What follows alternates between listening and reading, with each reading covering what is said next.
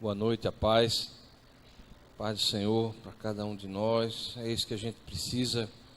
Cristo no nosso coração, paz, amor, muita fé. Nós temos visto nessas últimas, hoje a terceira semana, quais as expectativas de Deus para nós. Deus nos fez com vontade própria. Deus fez o ser humano com vontade própria. E há sim expectativas da parte de Deus em relação a nós. Nós vimos que Deus tem expectativas que nós sejamos obedientes, que nós sejamos perseverantes. E hoje nós vamos ver que Deus tem expectativas que nós sejamos comprometidos. C.S. Lewis, ou C.S. Lewis, no seu livro A Vida Cristã Normal, ele fala que aí reside justamente a questão do mal. É muito simples da gente entender a questão do mal, porque Deus nos fez com livre-arbítrio, com poder de escolha entre o bem e o mal. Se não existisse o mal, nós seríamos robôs, e que prazer haveria em Deus em nós o adorarmos simplesmente quando Ele tocasse um botão e nós disséssemos: eu te amo, eu te amo, eu te amo.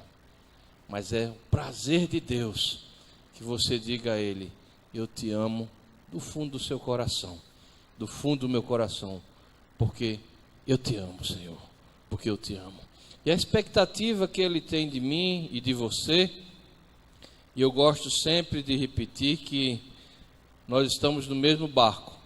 Não existe, na Bíblia não existe diferença de clérigos e leigos. Todos temos acesso ao Pai. Existem diferentes funções no corpo, cada um tem uma função diferente, funções de governo, funções de não governo, mas todos temos acesso à presença de Deus, porque o véu foi rasgado de alto a baixo. Quando aquele véu foi rasgado, significava que todos nós temos acesso a Deus através de Jesus Cristo. A palavra diz o seguinte: portanto, irmãos, rogo-lhes pelas misericórdias de Deus, que se ofereçam em sacrifício vivo, santo e agradável. Então, o texto hoje de Romanos, e Romanos é uma carta que influencia gerações, que influenciou Lutero, influenciou John Wesley, influenciou tantos ministros, porque em Romanos é a carta que Paulo escreveu sem nunca ter ido a Roma. Então ele fez a síntese da doutrina cristã, que está lá em Romanos. Se você quiser saber qual a síntese da doutrina cristã, além do credo dos apóstolos, que são princípios de Deus, leia a carta de Romanos. E o texto é claro, o texto base, o primeiro versículo diz: rogo-lhes pelas misericórdias de Deus que se ofereçam. Se oferecer significa ação, eu fazer alguma coisa. E eu conversava com meu filho hoje, ele ouvindo também a pregação de um pastor, ele dizia, eu gosto sempre de dizer isso: tudo que está ao meu alcance sou eu que tenho que fazer. Deus só vai entrar naquilo que eu não posso fazer. Aquilo que não está ao meu alcance é com Deus. Aquilo que está ao meu alcance é comigo. Como Lutero dizia, eu devo orar como se tudo dependesse de Deus, mas devo agir como se tudo dependesse de mim. Então Deus tem expectativas que você se comprometa. Nesse tempo difícil, uma sociedade má, um mundo mau, um mundo corrompido, um mundo em que nós temos sido quase que bombardeados para não nos comprometermos. Essa é a verdade. Começa logo pela questão familiar, a gente não querendo se comprometer com as pessoas que a gente ama, muitas vezes isso acontece. Começa logo por aí. É uma sociedade que vem nos bombardeando, diz, não se comprometa, não, deixa para lá, rapaz. Vai enrolando a menina, não é assim, né? Vai enrolando a menina, vai enrolando a menina. Um dia, rapaz, um dia chega. Ó, meninas, se vocês estão sendo enroladas, dá um cutucão aí do lado, viu? Quem sabe Deus está falando aí, o Espírito Santo está falando aí. E a gente precisa, na verdade, a gente precisa se comprometer. Essa é a verdade. Nesses tempos de falta de compromisso, o Senhor espera que nós nos comprometamos. Em primeiro lugar, com o quê?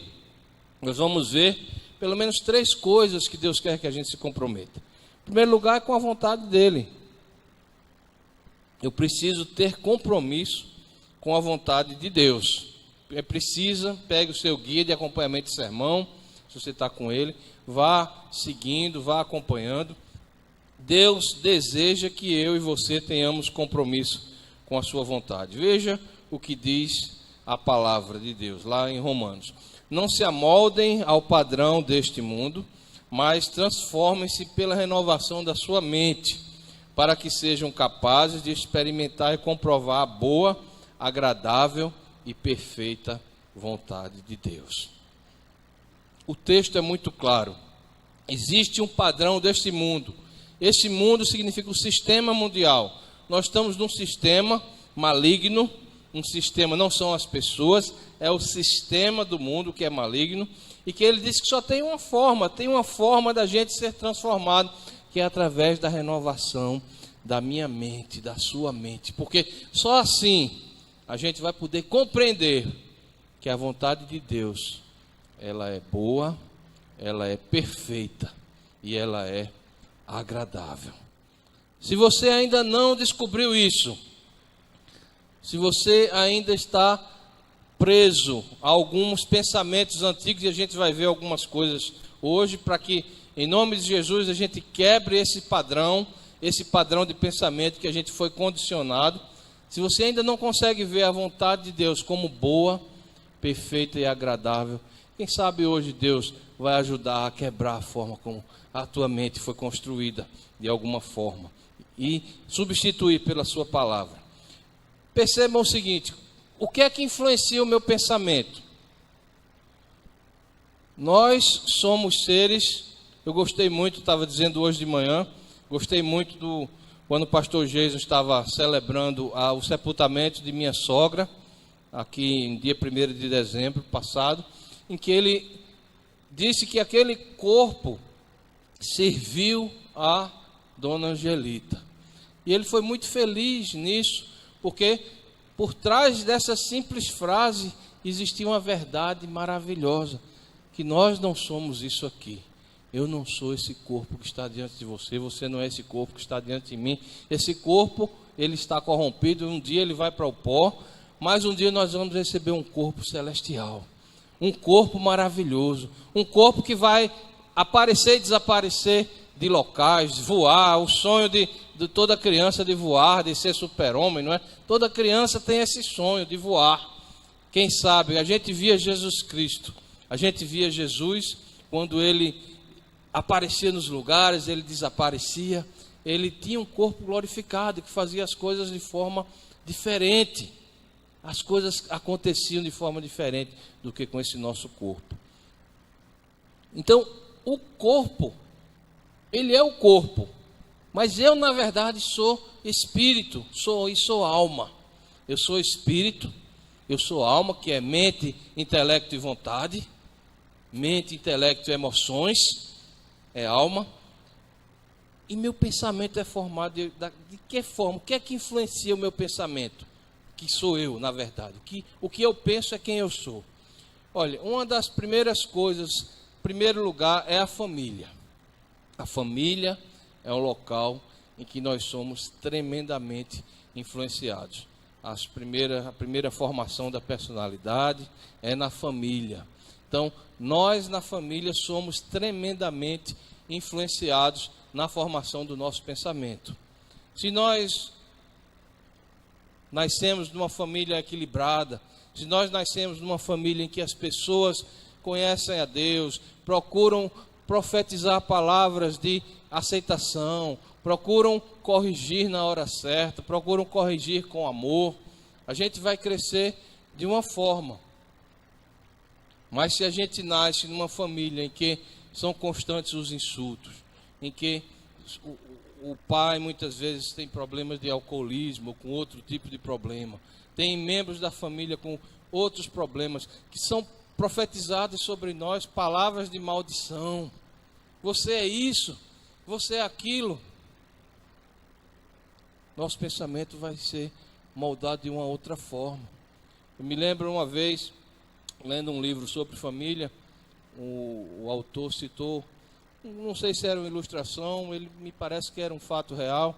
O pai pediu ao filho ficou assim, aguardando o filhinho, subiu numa mesa e disse: olha, meu filho, suba na mesa e pule que seu pai vai lhe segurar. E o filho aí subiu, criancinha, subiu a mesa, subiu na mesa e pulou. E quando pulou, o pai se afastou e a criancinha caiu no chão. E a lição que o pai disse: para você aprender a nunca mais confiar em ninguém. Como é que uma criança dessa vai crescer? Vai achar que Deus, nosso Pai, é bom? O que é que ele vai pensar? Ele vai confiar nas pessoas? Ele jamais, se ele não pôde confiar na primeira figura de autoridade, que é pai, que é mãe, ou responsáveis, a figura que Deus levanta muitas vezes na ausência do pai e da mãe. Deus levanta figuras para nós. Como vai ser essa vida? Ele vai confiar em quem? Vai confiar no Pai Celestial? Então o pensamento tem que ser moldado, o pensamento tem que ser transformado. Então família influencia muito o nosso pensamento. Em segundo lugar, o que nós vemos, nossas imagens, televisão, rádio, aquilo que a gente vê, que a gente escuta, o que é que você tem visto, o que é que a gente tem alimentado nossa alma, com o quê, com que tipo de programas a gente tem alimentado nossa alma. Eu gosto muito de série, eu acho que muita gente tem assistido aí, depois do Netflix, tem um monte de série aí, você escolhe à vontade. E tem muita série que tem mensagens, e tem muita série que não tem mensagens. São séries até interessantes. Eu tenho começado algumas séries, quando eu vejo lá pelo meio, depois de alguns poucos episódios, que aquilo não tem mensagem, apesar de prender a atenção, eu desprezo, porque aquilo não me acrescenta. Enquanto tenho assistido outras que têm mensagem, têm conteúdo, têm princípios e vale a pena permanecer assistindo.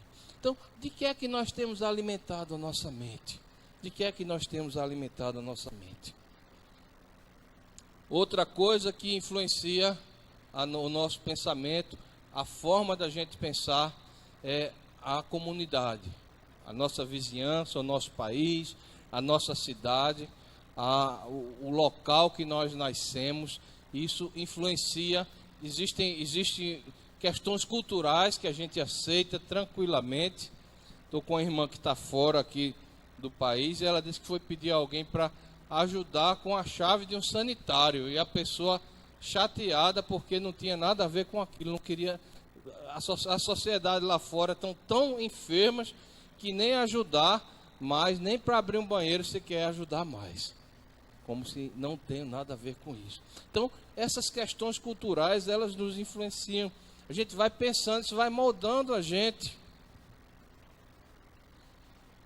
Uma outra coisa que influencia também a forma da gente pensar é a genética. Menos, mais influencia. Menos, mais influencia. Influencia muito das pessoas que têm deficiência, que têm dificuldade. Os psicopatas influenciam bastante pela genética. Nós, pessoas normais, entre aspas, eu sempre aspeio, pessoas psicoadaptadas, nós não temos tanto essa influência, é mais a influência do meio que a gente vive. Eu queria dizer uma coisa para você. Você é o resultado das 5 principais amizades suas. Eu já falei isso aqui. Quais são suas 5 principais amizades? Coloque uma pessoa da sua família e bote mais 4 amigos, 4 amigas. Faça o teste. Você é a média desse pessoal aí. Olha, eu digo uma coisa para você. A gente não escolhe pai, não escolhe mãe, não escolhe irmão, não escolhe irmã. Não escolhe sogra, não escolhe sogro. Mas amigo a gente escolhe. E você e eu somos a média dessas 5 principais amizades. Eu louvo a Deus pela vida do meu irmão Henrique, que está ali. Glória a Deus pela sua vida, meu irmão. E Sandrinha, obviamente, quando eu falo Henrique, falo Sandrinha também. Pessoas desse quilate. E outros que estão aqui. E outros, para não ser injusto. A gente é o que a gente lê. E as pessoas com quem a gente convive. Que tipo de livros você está lendo? O que é que você está lendo? Você é o que você lê também. Isso influencia o nosso pensamento.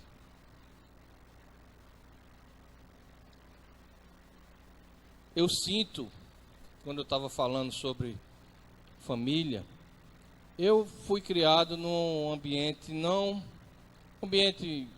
de classe média, um ambiente em que meus familiares são formados, me estimularam, valorizaram muito essa questão do estudo.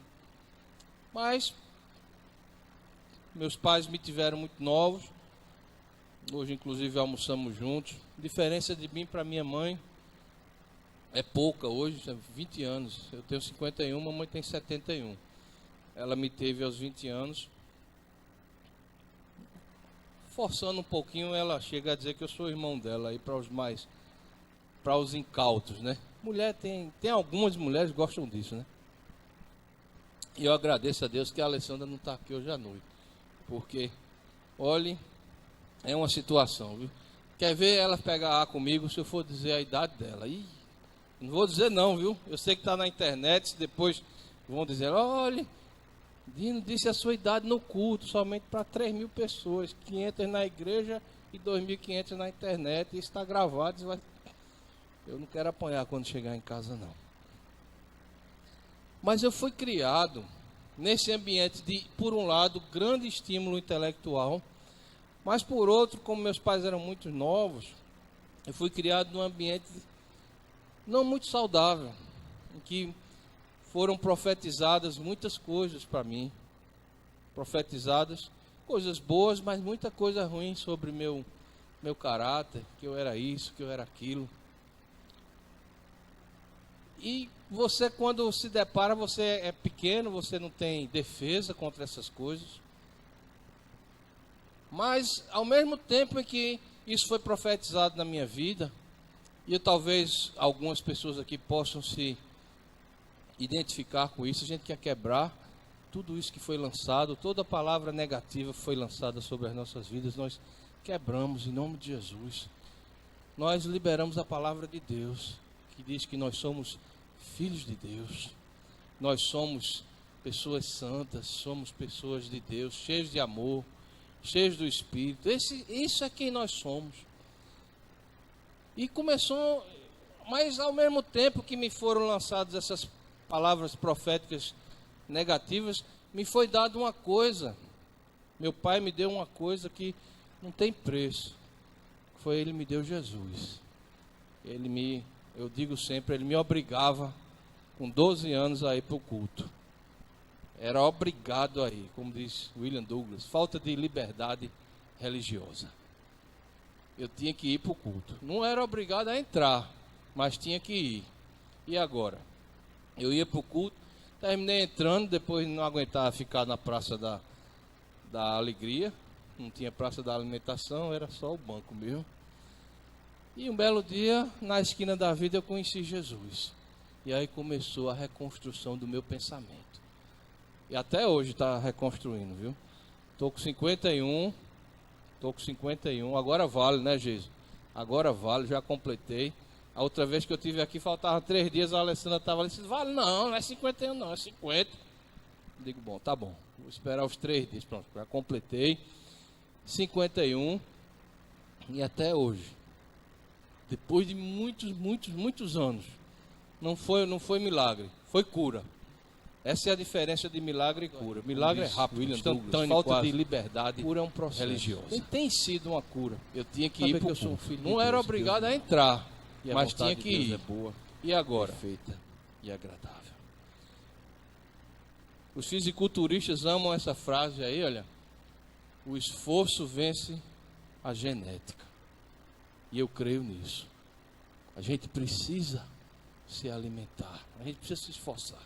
A gente se esforça tanto às vezes para trabalhar, se esforça tanto do ponto de vista físico, alguns correm, fazem exercício físico, trabalham, tal, mas a gente às vezes é menino nessa questão do pensamento, da alma. A gente não transforma a nossa mente, a gente não permite que o Espírito Santo transforme a nossa mente. A gente conhece a Cristo, mas como que para no meio do caminho. Ah não, Jesus Cristo, Ele salva, Ele cura, Ele liberta, um dia eu vou morar no céu. Amém, tudo isso é verdade, mas Ele tem mais para você. Ele quer que você mergulhe mais, Ele quer que você entre no rio, Ele quer que você seja curado de seus traumas, Ele quer te dar paz interior, paz à tua mente, Ele quer trazer paz, alegria, gozo. Esse é o desejo de todo pai, quer para o seu filho. Essa é a vontade de Deus. Para isso a gente precisa conhecer a palavra de Deus. Não tem outro caminho, meu irmão, minha irmã. Charles Spurgeon, a gente conhece como é que está a tua leitura da Bíblia. Eu não vou pedir não, mas vamos ver tua Bíblia, como é que está. Olha, tem 2 tipos de Bíblia lá, ó. Uma novinha e uma velhinha. Charles Spurgeon dizia que a forma como sua Bíblia está, é inversamente como está a tua vida. Se a tua Bíblia está velhinha, estragada, caindo aos pedaços, muito possivelmente sua vida está inteira. Agora não está vogando mais, né? Tem celular, depois do celular não está valendo muito isso, mas a gente ainda é da geração do papel. Eu gosto do papel. Lógico que eu eliminei o papel aqui porque não teve jeito não. Vai eliminando aos pouquinhos o papel. Monteiro Lobato dizia o seguinte: vamos correr, né? Vamos correr, misericórdia. Quem lê mal ouve, mal fala, mal vê. E a gente precisa pensar diferente para a gente poder ir contra a maré. Se a gente não pensar diferente dessa comunidade, dessa sociedade doente, a gente vai cair na maré. A gente vai seguindo com a maré. A gente precisa ir contra a maré. Para isso a gente precisa ter uma boa autoestima, precisa ter pensamentos transformados pelo Espírito Santo. Não se moldem ao padrão desse mundo, mas deixe-se, renove-se a renovação da vossa mente. Essa é a vontade de Deus. Assim aconteceu com Martin Luther King. Foi criado por uma família que plantou uma boa autoestima nesse garoto. Ele cresceu sabendo da sua importância, que era uma pessoa divina de Deus, um homem correto, que não importava a cor da sua pele. E o gatilho que motivou Martin Luther King a ser quem ele foi numa das viagens que ele fez. Ele teve que deixar o ônibus no meio da jornada para poder um branco ficar. Não foi dentro da cidade, não. Foi numa estação ao longo de uma viagem ou intermunicipal ou interestadual. Ele teve que descer para que brancos pudessem sentar no lugar dele. E ali foi o que motivou Martin Luther King a ser aquela pessoa que a gente sabe que foi. Adiante. Ele quer que a gente seja comprometido com a proposta de ser igreja. Em segundo lugar, anote aí no seu gás. Veja o que diz a palavra aqui. Assim como cada um de nós tem um corpo com muitos membros, e esses membros não exercem todos a mesma função, assim também em Cristo, nós que somos muitos, formamos um só corpo, e cada membro está ligado a todos os outros.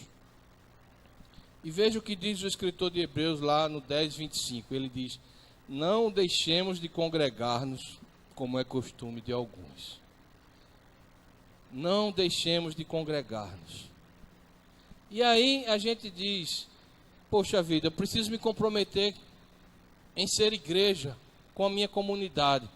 E eu pergunto a você, o que é igreja? Primeira coisa, o que é igreja? Porque eu me recuso em nome de Jesus a chamar prédio de igreja. Prédio nunca foi igreja. Igreja somos nós. Igreja é o povo de Deus reunido. Existe sim a congregação.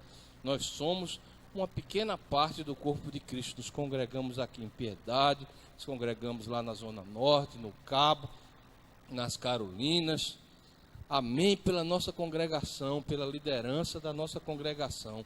Mas sabe o que é a igreja? Aprendi com o pastor Ediléo, pastor da Indonésia. Ele disse, olha, a igreja é tudo que vai ficar numa perseguição.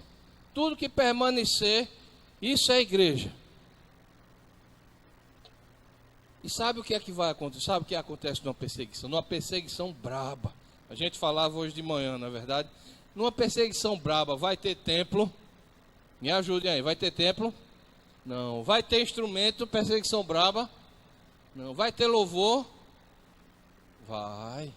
Louvor é atitude de coração. Louvor brota do interior. Vai ter pastor? Vai, sempre teve. A igreja sempre teve. Vai ter ministério? Vai ter tudo. Vai ter. O que permanecer é igreja. Essa é a verdadeira, essa é que eu creio. Nessa eu creio. Agora eu louvo a Deus por essa oportunidade que a gente tem. Vamos aproveitar. Vamos aproveitar enquanto a gente pode estar aqui congregado, portas abertas. Quem quiser entrar, entra, sem medo. Sem medo de polícia, sem medo de alguém entrar e nos dedurar. A gente pode louvar a Deus. Louvar a Deus pela nossa congregação, pela nossa liderança. Eu louvo a Deus por isso. Não devemos deixar o costume de nos congregar. Sabe por quê? Uma coisa é você lutar contra o maligno sozinho. Outra coisa é você lutar em grupo. Veja essa foto aí, ó, essa foto aí. Essa foto diz tudo. Vamos supor que a igreja seja o grupo de búfalos aí. E o inimigo seja o leão. Olha aí, se a gente estiver em bando, se a gente estiver em grupo, a gente vence o inimigo. Se a gente estiver sozinho, a gente é vencido por ele. Eu passei uma situação na minha vida em que passei 3 meses afastado. Eu conto isso aqui sempre. Na minha vida cristã, passei 3 meses afastado do evangelho quando tinha 20 anos. Mas antes disso, quando eu me converti, eu disse, agora a coisa vai. Eu comecei a ler a Bíblia, já contei aqui minha história. Mas chegou um ponto no início da minha conversão que eu me achava muito sábio. 20 anos, eu sabia de tudo. O pastor da igreja não sabia de nada. Eliel e Sandra conhecem, nosso irmão lá, Paulo Garcia. E esse pastor não sabe de nada. Uma certa ocasião, Eliel, o pastor Paulo chegou para mim. Eu estava lendo A Vida Cristã Normal, de Watchman. Aí o pastor Paulo chegou e disse, eu soube que esse livro tem umas heresias e tal. Eu, no auge dos meus 20 anos, eu digo, olha pastor, o senhor faz o seguinte, o senhor lê o livro. Depois de o senhor ler o livro, o senhor vem a discutir comigo.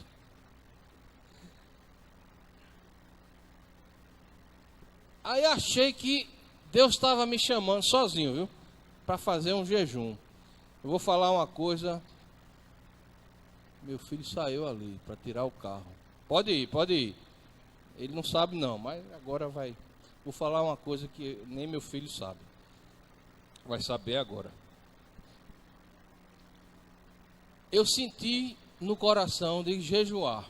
E deixei minha faculdade. Deus está me chamando para ser pastor, eu pensava. E Deus está me chamando para jejuar. Aí comecei a jejuar. Jejuei um dia inteiro, só com água. Jejuei, parei. Final do dia, voltei a comer. Mais adiante, poucos dias depois, um dia é pouco, vou jejuar 3. Aí jejuei 3 dias, 20 anos. 3 dias sem comer, só na água, sozinho, sem conversar com ninguém, sem pedir orientação a ninguém. Aí disse, está pouco, vou jejuar 7 dias. E aí, meu pai já meio preocupado, né? Eu emagrecendo.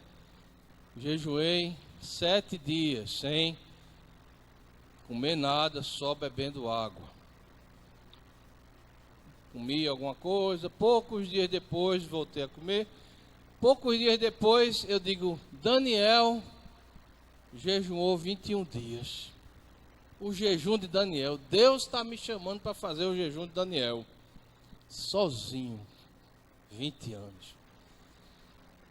Aí fiz o jejum de Daniel, inventei de fazer o jejum de Daniel.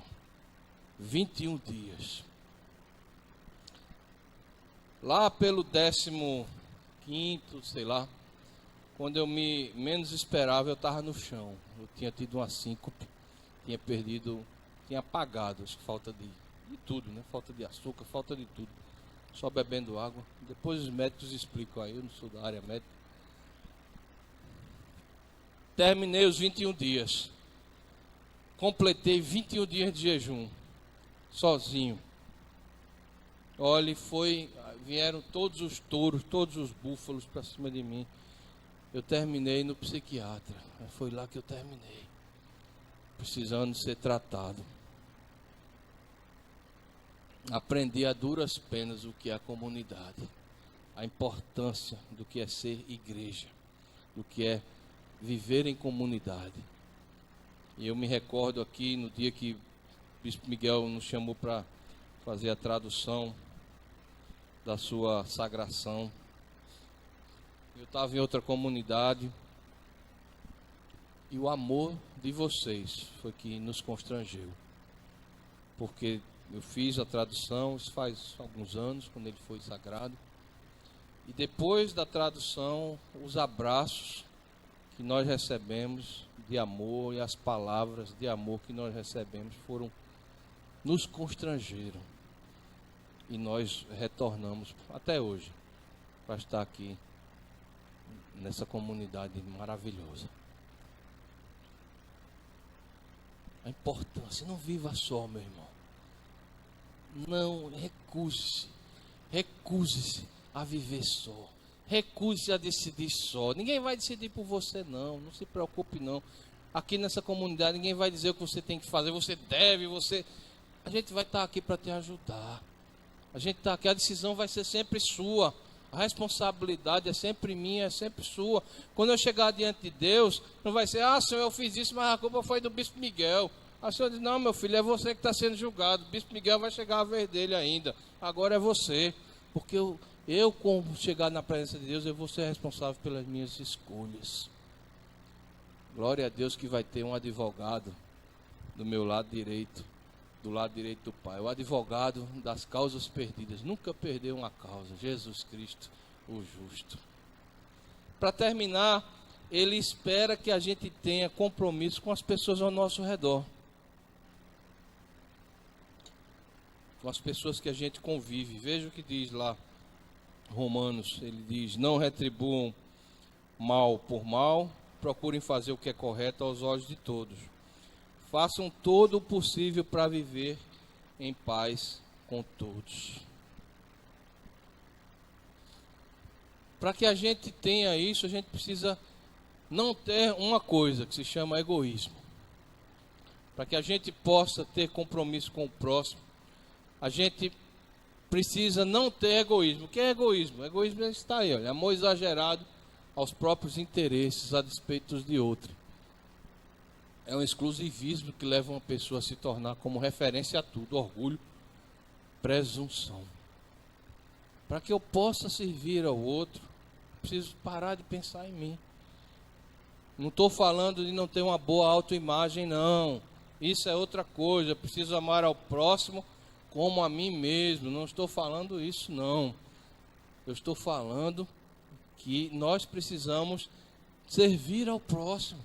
Dizer, eu recebi tanto de Deus, eu amo tanto ao Senhor, que eu preciso estender a mão para quem está do meu lado.